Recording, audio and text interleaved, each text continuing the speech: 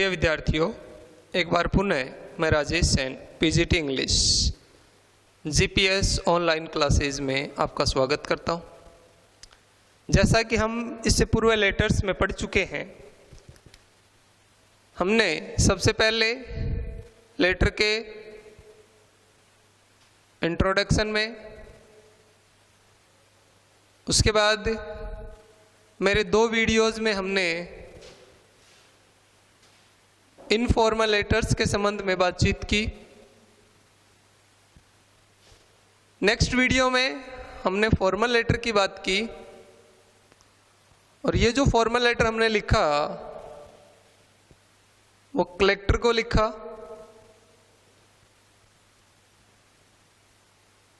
अब नेक्स्ट जो हमारा लेटर है उसको मैं एक नए नाम से बता रहा हूं, यद्यपि ये फॉर्मल लेटर का ही हिस्सा है, जिसको अक्सर आप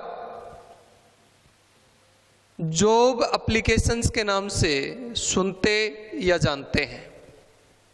जॉब एप्लीकेशन या जॉब लेटर वे लेटर होते हैं जिसमें हम किसी पोस्ट के लिए, किसी पद के लिए, किसी कार्यालय में अप्लाई करते हैं, और हमारा जो ये अप्लाई का काम है वो किस प्रकार से होता है वो हम इस लेटर के माध्यम से समझने वाले हैं। तो इस तरह से हमारे 2 लेटर फॉर्मल में हो जाएंगे, जिसमें एक कलेक्टर को लिखा गया है और दूसरा लेटर जो अभी आप पेपर में देख रहे हो, बोर्ड पर लिखा हुआ है, उसमें आप मैनेजर ऑफ उत्तम स्टील कंपनी पुणे को लिखने वाले हो। जॉब एप्लीकेशंस में अक्सर जो बातें लिखी जाती हैं उनमें हम किस प्रकार से हमारे लेटर की स्टार्टिंग करते हैं, किस प्रकार से उसका समापन करते हैं, यही सारी बातें आज हम अपने इस लेटर के साथ समझने वाले हैं, पढ़ने वाले हैं। देखिए, जिस प्रकार से हमारे पूर्व लेटर में जो हमने फॉर्मल लेटर पढ़ा था उसमें हमने सबसे पहले सेंडर्स एड्रेस लिखा था। इस सेंडर्स एड्रेस में यहाँ लिखा हुआ है राय सिंह नगर, श्री गंगानगर। ये आपका पता है, यानी भेजने वाले का पता है, और सबसे पहले हमें इसी को लिखना है। तो आप यहाँ लिखोगे राय सिंह नगर और नीचे श्री गंगानगर।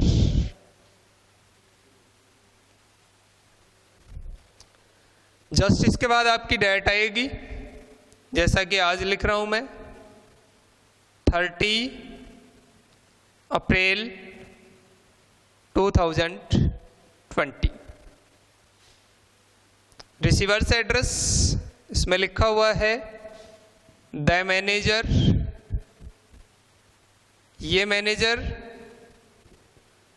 उत्तम स्टील कंपनी पुणे का है। कंपनी का नाम आ जाएगा उत्तम स्टील कंपनी। स्थान का नाम है इसमें पुणे। नेक्स्ट हमारा आता है सब्जेक्ट।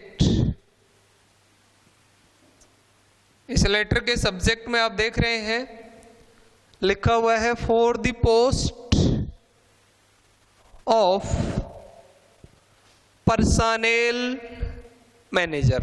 ध्यान दें, मैंने जो यहाँ स्पेलिंग काम में ले रखी है वो पर्सनल नहीं है। आप लोग जो सामान्य रूप से मीनिंग देखते हैं, स्पेलिंग जो हमारी यूज होती है वो पर्सनल होती है, इस तरह से लिखी जाती है। और मैंने बोर्ड पर जो स्पेलिंग लिख रखी है वो इस प्रकार से लिख रखी है। इसका अर्थ हमारा हिंदी में व्यक्तिगत है, जबकि इसका अर्थ हमारे हिंदी में कार्मिक है। कार्मिक अर्थात जो कर्मचारी होते हैं, जो काम करने वाले व्यक्ति होते हैं, उनके ऊपर जो मैनेजर होता है उसे अंग्रेजी में कहा जाता है पर्सनेल मैनेजर। तो ये पर्सनल नहीं है, पर्सनेल मैनेजर है। तो ये इसका सब्जेक्ट हो जाएगा और इस सब्जेक्ट में मैं लिखूंगा for the post of personnel manager. कार्मिक मैनेजर को आप हिंदी में प्रबंधक कहते हो। कार्मिक प्रबंधक के लिए या कार्मिक प्रबंधक की जो पोस्ट है उस कार्मिक प्रबंधक के पद के लिए आप क्या कर रहे हो, अप्लाई कर रहे हो। जस्ट इसके बाद हमारा आता है सर। अब इस सर के बाद ये हमारा जो लेटर है उसकी स्टार्टिंग में हमें एक निश्चित पैटर्न काम में लेना होता है, एक निश्चित लाइन काम में लेनी होती है। उस लाइन में आप शुरुआत में लिखते हो in response of your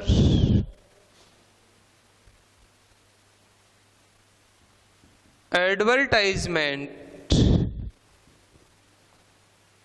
in the newspaper, और किसी भी अखबार का नाम हमें यहाँ लिखना होता है और अखबार के नाम से पहले अक्सर आर्टिकल द का यूज निश्चित रूप से किया जाएगा। तो मेरा सेंटेंस बढ़ेगा आगे, in response of your advertisement in the newspaper the Rajasthan Patrika. ये किसी न किसी डेट को प्रकाशित हुआ था और ये डेट अक्सर जो हम ऊपर लिखते हैं उस डेट से बैक डेट होती है, पीछे की डेट होती है। डेटेड, मैं 5 दिन बैक डेट लिखूंगा, 5 अप्रैल 2020। किसके लिए? For the post of personnel manager. इस तरह से हमारा ये एक पूरा सेंटेंस होगा। In response of your advertisement in the newspaper, the Rajasthan Patrika dated 25 April 2024, the post of personnel manager। इस सेंटेंस के माध्यम से आपने इस बात को स्पष्ट कर दिया कि जो लेटर आप लिखने जा रहे हो उसका उद्देश्य क्या है या आप ये लेटर क्यों लिख रहे हो। पूरे सेंटेंस का मीनिंग है कि मैं राजस्थान पत्रिका के 25 अप्रैल 2020 को छपने वाले विज्ञापन के जवाब में लिख रहा हूं। एडवर्टाइजमेंट विज्ञापन है। इसके बाद हम क्या सेंटेंस बनाए सर? यहां हमारा नया सेंटेंस बनेगा। अक्सर इस तरह के जो लेटर्स होते हैं उनमें जो व्यक्ति काम करने वाला होता है वो अपने बारे में लिखता है, अपनी विशेषताओं के बारे में बताता है। तो वो लिखेगा I am a young,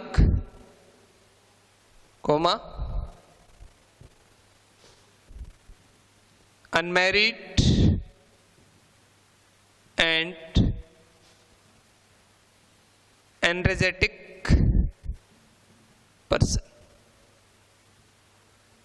मैं यूं कहूं कि अपनी ही प्रशंसा हमें इस लेटर में करनी होती है, खुद के ही बारे में लिखना होता है। I am a young unmarried and energetic person. Energetic का मतलब ऊर्जावान, ऊर्जावान व्यक्ति।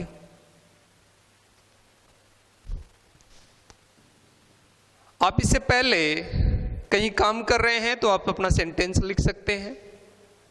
I am working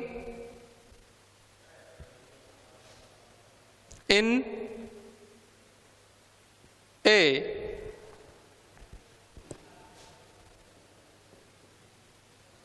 steel company in, जैसा कि आप देख रहे हो, आपने जो एड्रेस लिखा है उसमें राय सिंह नगर श्रीगंगानगर लिखा है। उत्तम स्टील कंपनी जहां पर आप अप्लाई कर रहे हो वो पुणे की है। इसका मतलब यहीं पर दोनों स्थानों के बीच में काफी बड़ा डिफरेंस है। फिर आप अपने इस मूल स्थान से इतने दूर थोड़ी जाना चाहोगे, नहीं। इसका मतलब ये है कि आप जहां पूर्व काम कर रहे हैं उस स्थान की पुणे से भी अधिक दूरी है।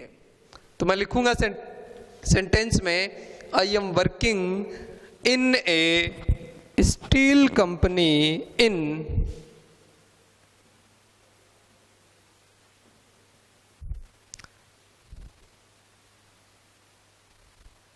बांग्लादेश। मतलब इस देश में ही काम नहीं करते, आप किसी दूसरे देश में काम कर रहे हैं।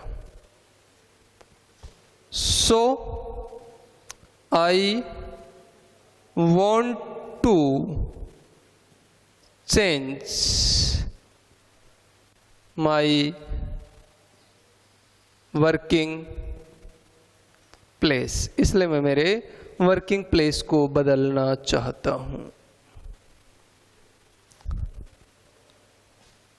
आई होप, पैराग्राफ चेंज कर सकते हो, आई होप या I wish that a chance will be provided me to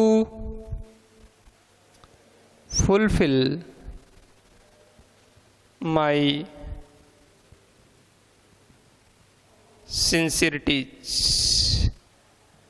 सिंसियरिटीज या ड्यूटीज, इनको पूरा करने के लिए मुझे एक चांस प्रदान किया जाएगा। इस तरह से जब आप अपनी बात पूरी कर लेते हो तो उसके बाद लेटर की एंडिंग में, जैसा अक्सर दूसरे लेटर्स में आप लिखते आए हो, जितने भी आपके फॉर्मल लेटर हैं उन सब में लिखते आए हो, आप लिखोगे योवर्स फेथफुली। और क्वेश्चन के अकॉर्डिंग इस योवर्स फेथफुली के नीचे जो इस व्यक्ति का नाम हमें लिखना है वो व्यक्ति है महेश। यहां तक की जो बातें मैंने आपको बताई हैं वो एक फॉर्मल लेटर में कॉमन होती हैं, कोई ज़्यादा विशेष बातें मैं नहीं कह सकता। परंतु हमारे जो जॉब एप्लीकेशंस होती हैं या जॉब लेटर्स होते हैं उनमें अक्सर हमें इस लेटर के यहाँ कंप्लीट होने के बाद हमारा बायोडाटा, रिज्यूम या एक शॉर्ट में बोलते हैं सीवी, जिसकी फुल फॉर्म होती है करिकुलम वाइट, सीवी, बायोडाटा या रिज्यूम, ये हमें जोड़ना होता है। इसमें हम अपना स्वयं का नाम, फादर्स नेम,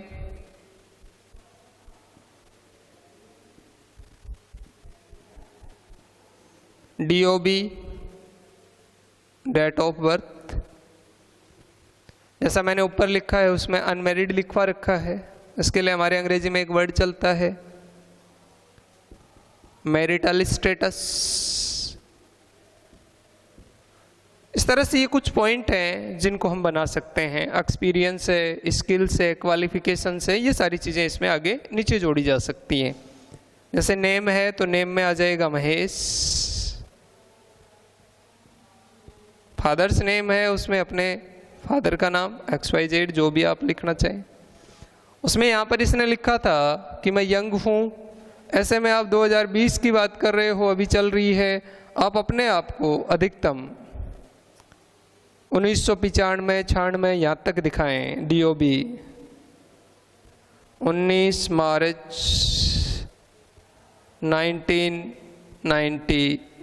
5।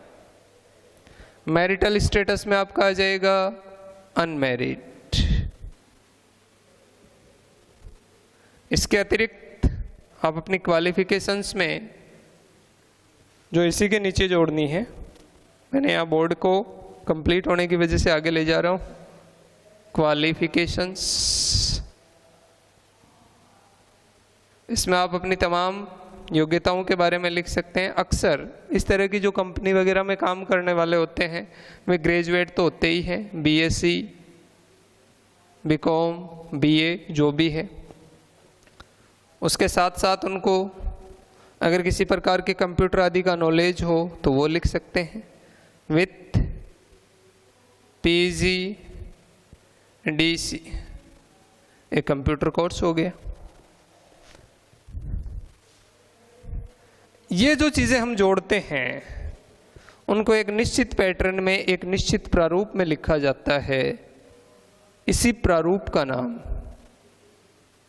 रिज्यूम है, क्वालिफिकेशन है, रिज्यूम है, बायोडाटा है या सीवी है।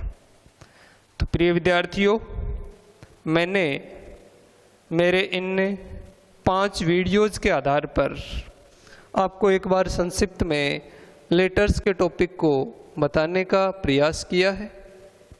आप इन वीडियोज़ को बार बार देखें। नेक्स्ट क्लास में हम एक नए टॉपिक को लेके आएंगे। तब तक सुरक्षित रहें, स्वस्थ रहें। थैंक्स।